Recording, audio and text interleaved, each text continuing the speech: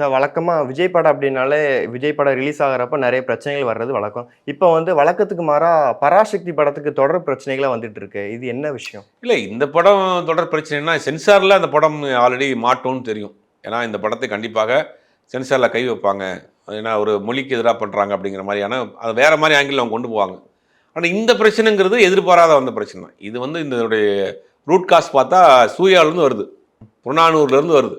செம்மொழியிலேருந்து புறநானூறு மாறி, புறநானூறுலேருந்து பராசக்தியில வந்து நிக்குது. அப்படியே டிராவல் பண்ணிட்டு டிராவல், இருக்கு. டிராவல், டிராவல் பண்ணி இங்க வந்து நிக்குது. இப்ப கடைசியில வந்து இப்ப கோர்ட்ல போய் நிக்குது. சார் இப்போ விஜய்க்கு ஈக்குவலா சிவகார்த்திகேயன் அவர்களும் அந்த ஆல்மோஸ்ட் வளர்ந்திருக்காரு. இப்போ 2 படமே ஒரே நேரத்தில ரிலீஸ் ஆகுறதுனால ரசிகர்கள்கிட்டயும் ஒரு எதிர்பார்ப்பு இருக்கும். 2 படத்துல எந்த படம் நல்லா இருக்கும்? எந்த படம் வந்து நல்ல ஓப்பனிங் கிடைக்கும்னு. உங்களோட பார்வை என்ன சார்? இல்ல ஜனநாயகன் படத்துக்கு ஒரு பெரிய ஓப்பனிங் இருக்கும். ஏன்னா, விஜயினுடைய கடைசி படம், அரசியல் பேசியிருக்க படம், ஒரு மாஸ் ஹீரோ படம். இன்னைக்கு சொன்னாலும் என்ன சொன்னாலும் இன்னைக்கு விஜய்க்கு ஒரு பெரிய ஃபேன் பேஸ் இருக்கு. ஒரு பெரிய உயரத்தில இருக்கிறார் அப்படிங்கும்போது, சினிமாவில அன்னைக்கு ஒரு பெரிய ஸ்டார் தான் அவரு.